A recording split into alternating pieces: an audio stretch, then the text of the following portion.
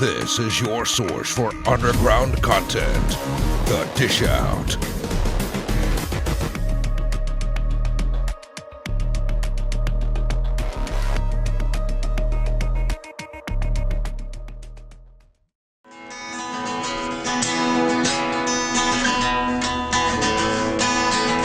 We may have been too far gone to play with fire, but we burnt that whole tree down. Pupils wide and minds were open, when the gas had all run out. From being lost on Blue Ridge Parkway, 'cause it's hard to navigate that dark.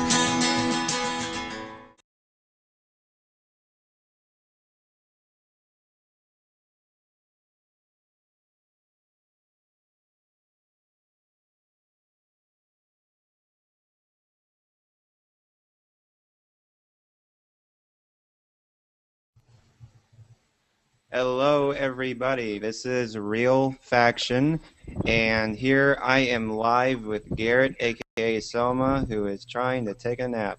Hello, sir. We're live. Oh wait. Oh, you were fixing your gauges. I thought. Yeah, I'm not trying to take a nap. I'm fixing. It looked weird from the until I clicked your box. It was like, So I was like, is he taking a nap? My gauge back in. Oh man. So yeah, I'm here with Garrett, and here we are interviewing Travis Griggs. He's a musician from Winston-Salem, North Carolina. He's a good friend of our good friend Dustin Dean, and so that's how I found out. Dustin was like, you gotta check this guy out. So I saw a video of you just playing on the elevator from a few years ago, and I'm like, that's awesome, because it didn't look like anybody wanted to get on though, but I was like, what, you're having live elevator music here? Yeah. It was actually in a parking garage. So one person did get throughout the video, but it was the only person who was there. It was like, okay. Yeah, it was like, if you look behind it, you can see the street because it's glass on the outside. And you can see the street and the buildings across there. But there was almost nobody in there. That's why we felt comfortable doing it. So. Oh, I was about to say, I thought that was like an office building or something. Nah, it's like in the middle of downtown Winston, right off of 4th Street. Cool. So yeah, Garrett, you and I are gonna like switch off every other question. Okay. So yeah, this is Travis Griggs. My first question is, what inspired you for that elevator performance? I just gotta know. We were actually, so the two friends of mine that are in the elevator with me, one of them's taking the video and the other one's in there, and I don't know, they and I were doing like a little just photo shoot just for fun around town because I needed photos to promote myself, and oh, cool. it got really cold, and we were like, well, where can we go that it isn't going to be really cold? Yeah. We just don't want to stop hanging out, so we found this elevator, and they asked me to play a song for them in there. I actually wrote a song about that day later on that mentions all that and everything, but I don't know, it was just kind of something to do. That's awesome, because I always wondered if there was people like just looking at this elevator opening up with this guy playing music. I would love to see like a reactions video. It's like, hey, quarter for a song on your way up. Yeah. That would be we had awesome. one guy get in, and he was super cool with it. He was really happy to see it. Like That's awesome. Yeah. I asked him on his way in if he minded me continuing. He was like, no, by all means. He wasn't on there for very long, but because it was not very many levels. Yeah, that's cool though. That would be cool if you did that again. It's like Travis Griggs live on the elevator at this building. That would be pretty fun, actually. That would be very fun. That'd be cool.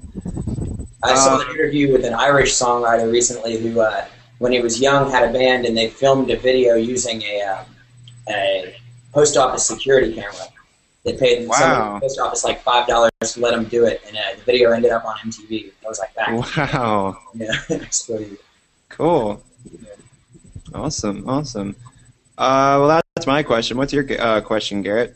My question for you, Travis, is what inspired your sound? Like, what did you grow up with that give you your sound that you play today? I think I don't know. I've had a lot of influences. What really started my musical experience, I guess, was writing poetry. I was a poet that decided that I'd sell more songs than I would poetry books, just because there's a wider audience, you know. And so, so it was really just I got a guitar and like learned enough chords to try and sing something over it, you know. But I guess I like 90s rock a lot, actually. I like all Radiohead, the early Radiohead. Third Eye Blind, Alice in Chains, you know what I mean, stuff like that. Yeah, that's one of my favorites. And then Incubus, I was a huge Incubus fan. But as far as writing and stuff, I really got into Bright Eyes for a long time when I was younger, when I was sad, you know, and which is the right time to be listening to Bright Eyes. So, but as far as like expressing myself lyrically, Conor Oberst was a big influence on me. And then I don't know, I like Iron and Wine a lot, and you know, some folkier things have definitely influenced me too. So, Bob Dylan, the Beatles, you know, just things that influence a lot of people. Yeah. That's cool. You know, I totally feel that whole poetry thing, because that's actually how I started. Like, I started out, when I was about 11, 12, I started, like, reading, I don't know, the Chronicles of Narnia, and I'm like, you know, this inspires me to, like, start writing, because I'm also writing a book, so I, like, write a lot. But when I was 14, I started making music, so, like, for the past 7 years, that's kind of how I started, and then I got introduced to this program. But I used to play drums and piano, but now I'm more, like, digital nowadays, but... I'm just moving into digital stuff, actually. I've been working with Ableton a lot, and just, I don't know, just starting to move into that direction. I've always had, I've ended up, like, wanting to do a lot of producing also. Like, I hear a lot of other instruments in my stuff, so I have parts written for a lot of different things. And then there's also just music in my head that I just want to get out, that I feel like electronically would be the easiest way for me to convey those ideas. So, explore that kind of realm, because it takes away any constraints of, you know, what you can play and that kind of thing, because you can program the parts you want. You know?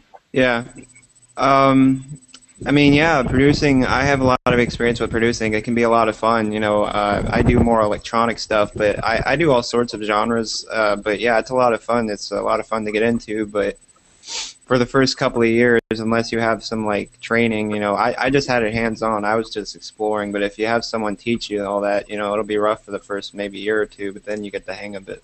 Yeah, it's definitely, it's all a learning experience, you know, but that's what gives people their styles and everything, you know, it's just how you come across that knowledge and think up to apply it. Yeah, absolutely. Okay, now I'm thinking, who did you ask the last question, or was that me? I asked the last question. Yeah, because I was about to say, yeah. It's on you now.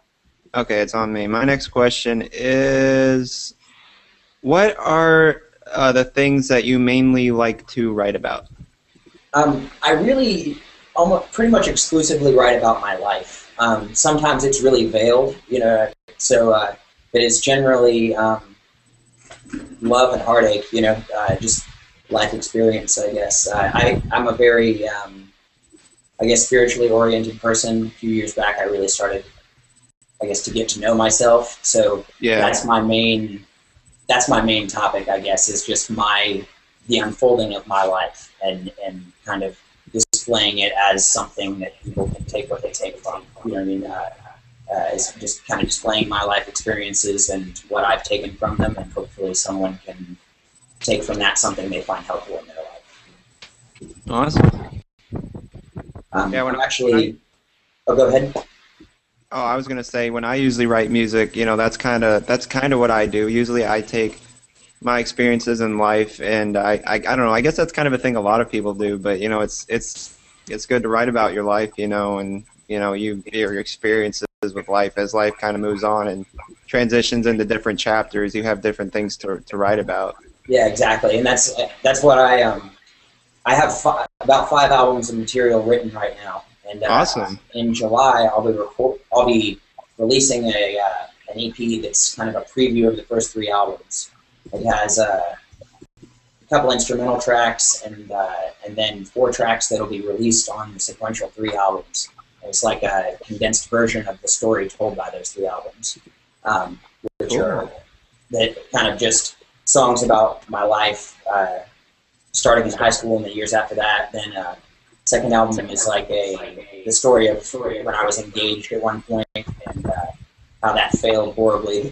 And then third album kind of wraps that up into how that led me to myself, I guess. You know, how that led me to self-exploration and inner peace, really. You know, but it's I'm really excited. It's been about 9 or 10 years I've been working on all this material. I'm about to actually start releasing it in July. Awesome. Yeah, it's pretty cool. I'm really glad I let it marinate and everything like that. It's been a really cool process to see the older songs morph into something that I couldn't have made when I was younger. You know what I mean? And Yeah. I'm just glad I've waited and let this material, you know, become what it can be before I release it. So. Wow, story in the making there. That's pretty cool. And that actually answered one of my other questions I was going to ask. That was one of my last questions about, you know, upcoming albums and such. Yeah, so, that's two birds, one stone. Yeah, there you go. Yeah, July. It's I'm excited. It's been a long time. It's been it's almost kind of scary because it's been this abstract idea this whole time, and now I'm actually laying down the tracks, and which I've laid down, you know, versions of these songs a couple times for different things, but never like the full idea, you know. So it's kind of scary because that's once it's done, that's what it'll be. You know what I mean? Yeah, you're bringing your children into the world. Yeah, exactly. Awesome. So yeah, Garrett, it's your turn. What's next on your plate? Alrighty, this is more of a question from a guitar player to a guitar player. I'm sure a lot of people probably don't really care about this type of stuff, but I think it's interesting. Is what equipment do you use? What gauge strings? What type of strings? What kind of picks do you use? What kind of stuff like that do you like to go to? What is your bread and butter and equipment like that? Got you. I recently got a new guitar. I really like it. It's a Martin. I was playing an Ovation before that I had had for forever. It never had the tone I quite wanted, but it was nice for when I got it when I was at it. But it broke, which forced me to get a new guitar, which I'm really happy with. As far as strings, I use medium gauge strings, mainly for tone. I just feel like they sound better. And then pretty medium average thickness picks. I like Dunlop picks, but also I don't even know what brand this is, but it says Cool on it, and it has like this sandpapery part to it. I really liked those recently. I used to drop picks a lot, so it's helpful for that. Yeah. And then I've recently started playing electric guitar. I'm borrowing a Gibson Les Paul from my roommate right now while I'm building guitar. Yeah. But I just bought a Fender amp that I really like. Nice. But I'm just kind of dabbling in that whole side of things. I've been an acoustic player for a long time, so. Awesome.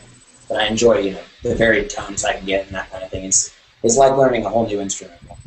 Oh yeah, the electric is a whole nother beast. Yeah. I have a good friend told me one time that that playing electric is like playing guitar under a microscope.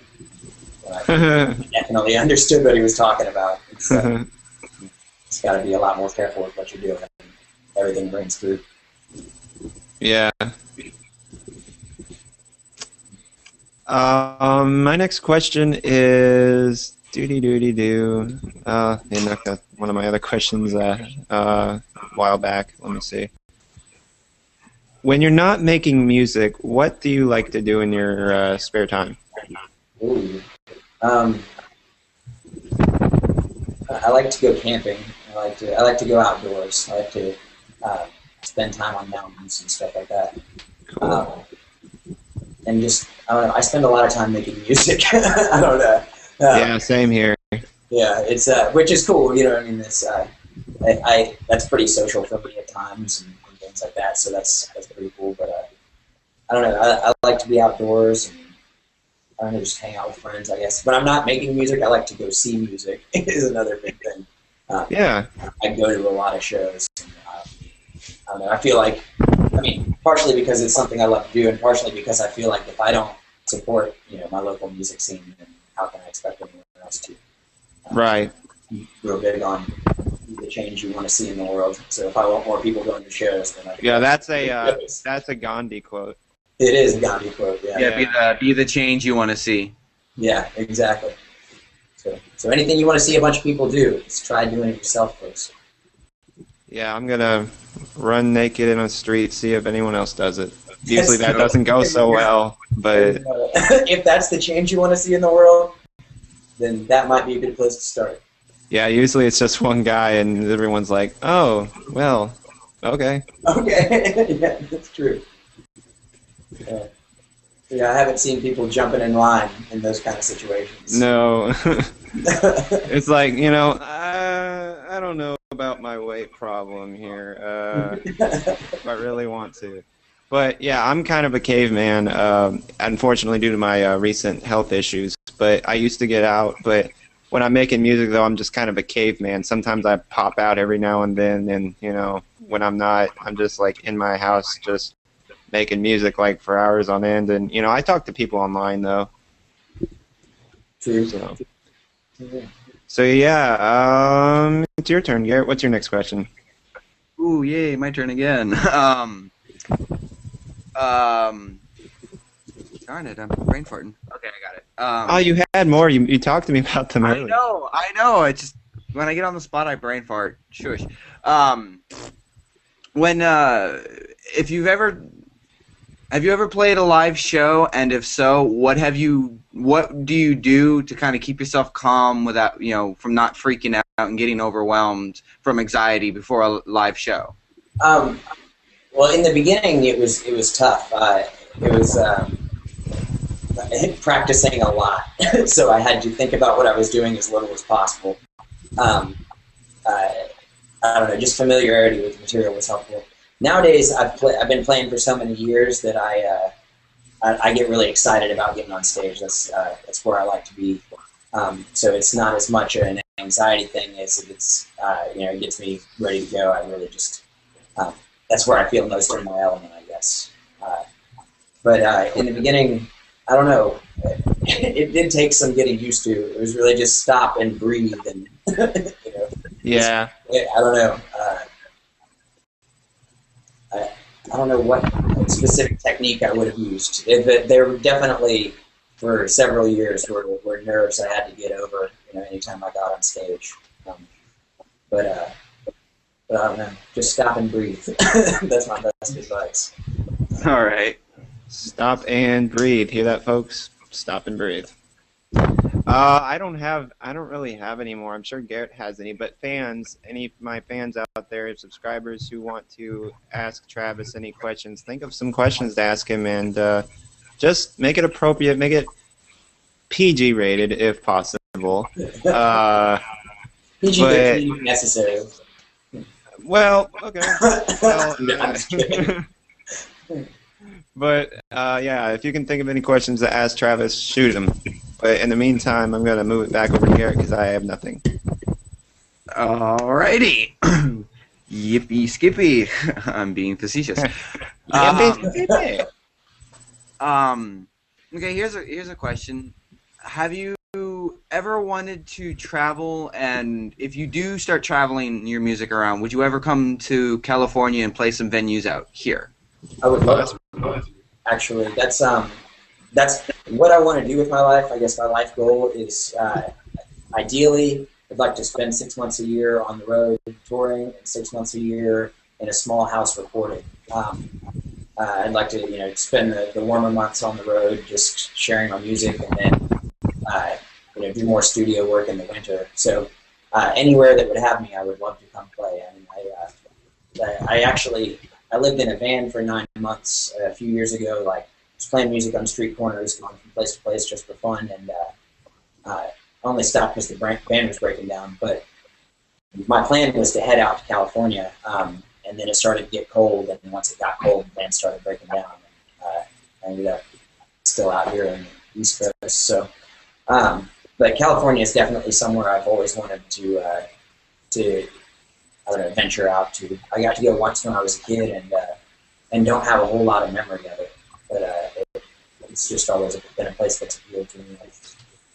Originally, I'm from Oklahoma. It seems like I'm working my way. Oh, wow. Further away. So, Cool. Now, do you have like a booking agent, or how do people like?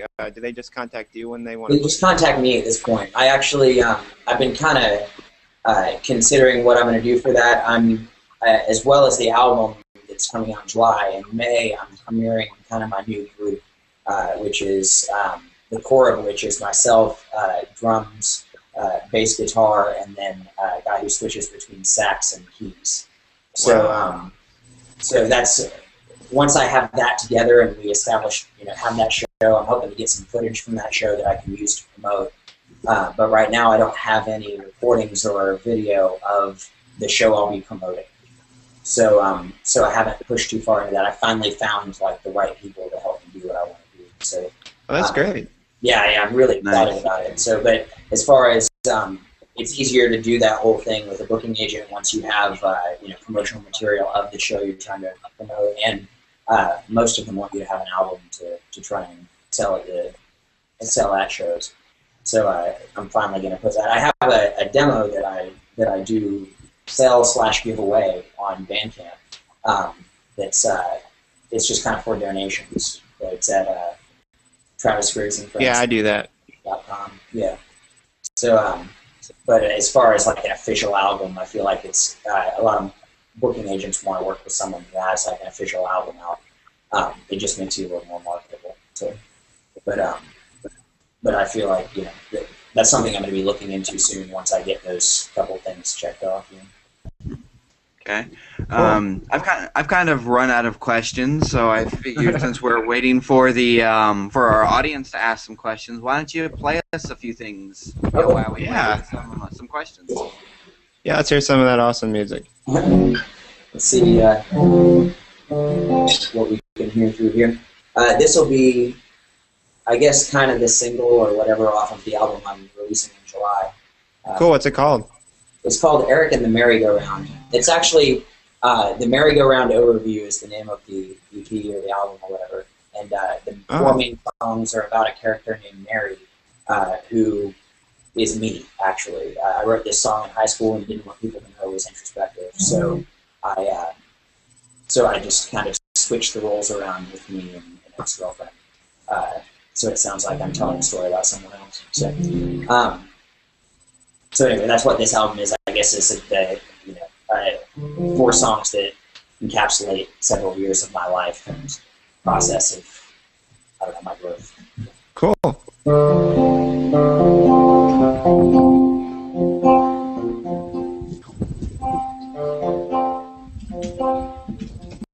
Waking up all alone.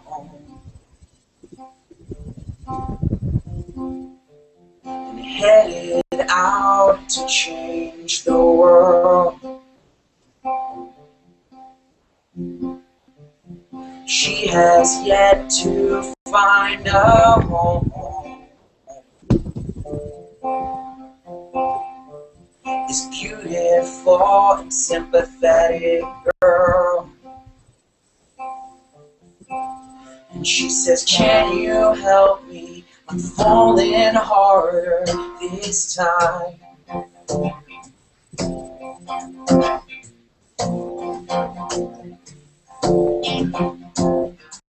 And Mary stands out in the rain.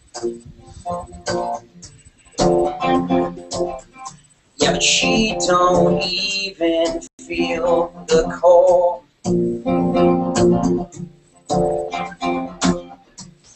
When there are things inside her brain that make her believe she's not beautiful. She says, can you hear me? Just need someone to listen.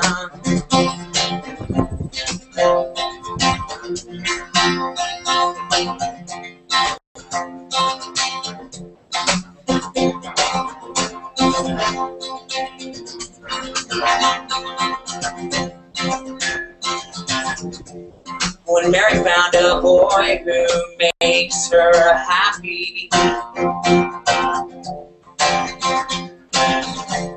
She's all smiles when she's with him.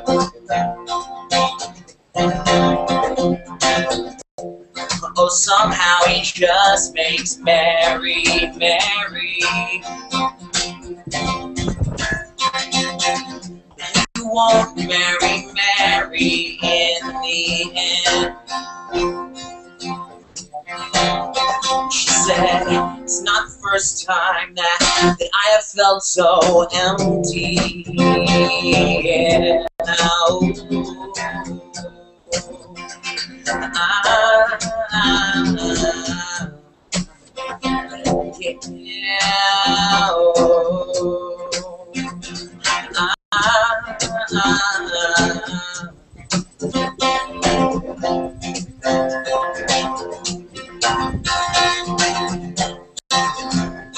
She fills the void with other boys who don't even count. She feels alone all inside her home, of walls at which she stares. And Mary goes around, feeling sad or trying hard not to wear a frown. She holds it down when all she needs is just to scream it out. Mary goes around, feeling sad or trying hard not to wear a frown. She holds it down when all she needs is just to scream it out. Oh, Mary, scream it out. Mary, scream it out. Mary, scream it out. Scream it out, Mary, scream it out.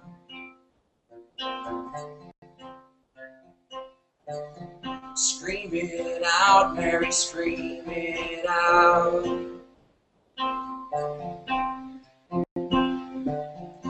Waking up all alone, and headed out to change the world.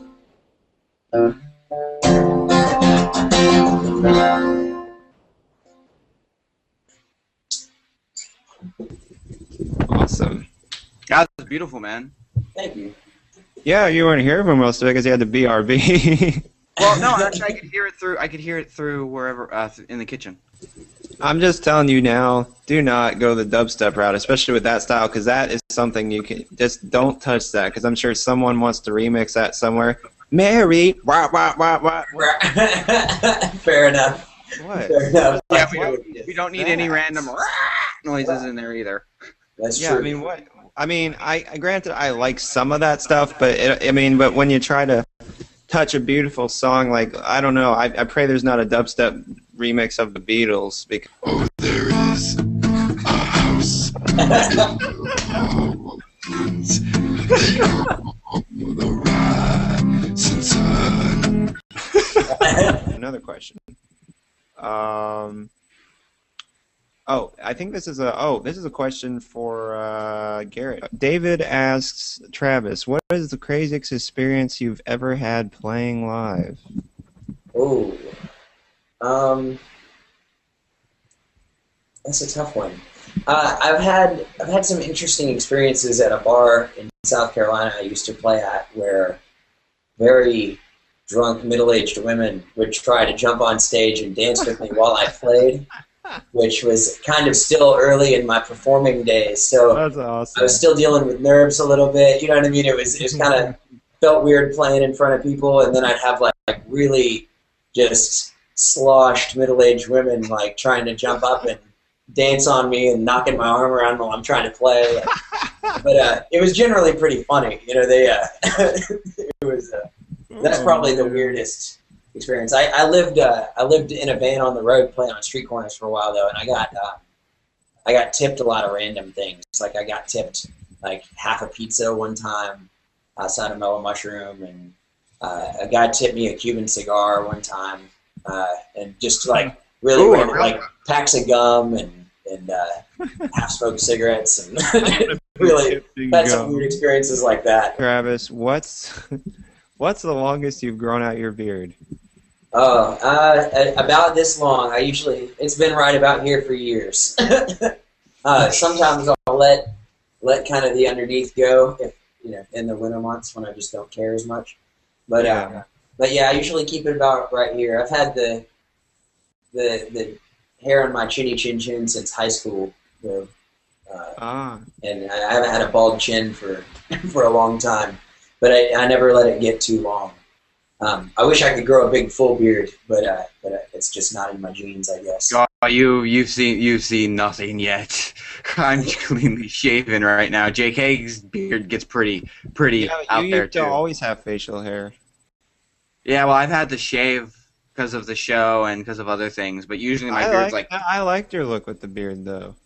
Look at me, I'm all not going out right now. I kind of shaped it up though, but sometimes I'm shaved, so.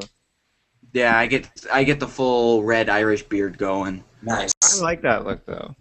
Yeah, I can see you looking good with a beard. Yeah, he does. And Ray Dude without it. Ray Dude asks, Travis, do you play anything other than your guitar? I do. I play the djembe, which is an African drum. I play a little bit of murdunga, which is an Indian drum. Wow. I play ukulele. I play some mandolin and just a little bit of piano. Cool. Not very much piano at all. Awesome. I find it weird. You live out in the middle of the country. I'm surprised you don't know how to play a banjo. Do a banjo roll. Yeah, I know. I have a banjo that I haven't ever learned to play. My grandpa gave it to me not long before he passed away, and I just haven't been able to take the time to do it. I guess every time I'm always like working on something new, and it just hasn't, I don't know, been on the banjo, I guess. Like. Oh, it's my friend Jackie. She's also a musician. She's cool. I swear, I want to interview her. I'm hoping she says yes, but she's thinking on it. But she says, "Hi, I'm Jackie. I just wanted to say that I like your hair and your music, and then I have to go." Oh, shame. Well, that is It's a like, shame, but hi, I'm you're glad awesome. you liked that. Bye. Bye. Nice. Well, I'm glad she got a chance to hear it. Yeah, I can play a piece of that song. It's a longer one, so I'll probably just go through like the verse and the chorus of it. I don't want to. I mean, unless people just want to hear it. Cool. Yeah. Sure.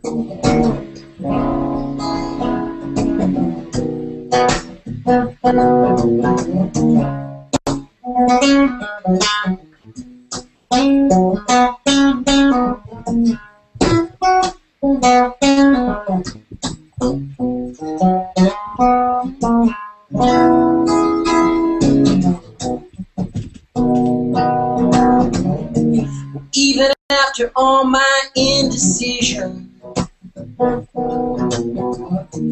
ooh, and all my falling down, I would not make one revision. I know, no, it's the way it's all gone down. Well, it hasn't always been easy. No, life has kicked me pretty hard. Oh, but you'll still find me smiling from beneath the scars. 'Cause all I've got is love. Oh, and that's all that I need. Yeah, yeah. All I've got is love, love. 'Cause that's all you give to me. Jackie's back. She's jumping in and out. Oh, one question while I'm back. What age did you start playing? 16. I went to the beach, and I was a poet at the time, and I saw these two girls sitting. One of them had a guitar, and they were just like sitting singing original music the pier on the beach, like in the middle of the night when I was wandering around, and you know, I had my notebook with me, and I'd been, you know, sitting down every 2 minutes and writing down poetry and stuff, and I was just like, you know what, that's what I want to do. Like, I want to present my poetry in a way that I can show the emotion behind it, and, you know, and inspire that emotion in people. So that was definitely right around 16 was when I came back up, and the next morning while we were at the beach, I told my dad I had to get a guitar as soon as possible. But, got one. I got one when I got back. Actually, it's cool. So. Awesome. And how old are you now, if I may ask? I'm 26. Jackie, does he have love songs? She looks excited to ask, does he have love songs? I do. I do have love songs. I don't know that we have time for one right now, but I'm trying to think of when. This EP that I'm about to release doesn't really have any love songs on it necessarily, but the album that'll be coming up after that sometime next year has several. And I'll also, if people find me and follow me on Facebook and all that jazz, I'll be releasing between albums some just acoustic versions of songs, and, you know, just kind of things, maybe multi-track things that I play all the instruments, like play some percussion and stuff, that are just kind of releases for people who are fans and paying attention. You know what I mean? That won't be for sale as much as given out, and there will be love songs in those tracks for sure. Travis, where can we check you out at on Bandcamp and anywhere else you want to put out there? Yeah, Travis Griggs and Friends on Facebook, Bandcamp, YouTube, SoundCloud. Oh, is there a URL you can I would do. I guess. I mean, Facebook.com/Travis Griggs and Friends, or Travis Griggs and Friends bandcamp.com. Cool. And if you don't know how to spell Griggs, it's here on the thing. It's Griggs. So That is Travis correct. Griggs and Friends. Mm-hmm. Yeah. Well, awesome. It's been awesome having you, Travis. And you know, thank you all. Thank you all for showing up for this interview. We're planning to do more live interviews. If you know anybody who is an awesome, talented artist or whatever, it doesn't have to be music. It can be like anything. You know, just give us a shout out. You know, and we'll check out their stuff. And we're looking for more people to interview. So I might send a couple people your way. So. Oh, there we go. Yeah, because we're looking for more interviews. I'm wanting to interview my friend and their paranormal team. So when they get all that started up. They're Nice. like a paranormal investigation team. They're looking for ghosts. Cool. Ooh, yeah. So thank you all for tuning in. Just send anyone you know you'd like to see interviewed our way. We'll check out their stuff, and we will see you next Tuesday at 8. But also just keep a lookout for the video for the edited interview. Check out Travis's stuff at Travis Griggs and Friends .bandcamp.com, and on Facebook. I will put out links. And yeah, you all have a wonderful night. And Garrett, you have a wonderful visit at the market. Hopefully, you'll pick up some middle-aged women. And No, I'm looking for ugly women. I'm looking for ugly, nice girls with one eye. Oh, there we go. Inside joke. For anyone who's wondering where that inside joke came from, watch episode 7. I highly recommend it. That was a funny episode. So yeah, go to our website, thedishout.org, and you will see our latest stuff. And hopefully in a couple days I'll post this episode there, or this interview there. And check out the Dish Out TV, our YouTube channel, youtube.com/thedishouttv. And, you know, thank you for our supporters, the Martell Brothers and Delta. Go check them out, martellbrothers.com and deltaims.net. They've been a big supporter of us. And you guys. And you. Thanks for having me. You know what? It's been great, Travis. You know, keep up your awesome music, and I'll be linking your stuff out to people I know, because there's already someone been asking me. They're like, oh my gosh, this guy. And I'm like, yeah, after the show, I'll link you to this stuff. Well, I appreciate that. Yeah, I mean, I know, and I'll go listen to more of your stuff, and I'll probably put it on download. You know, I'll probably download it.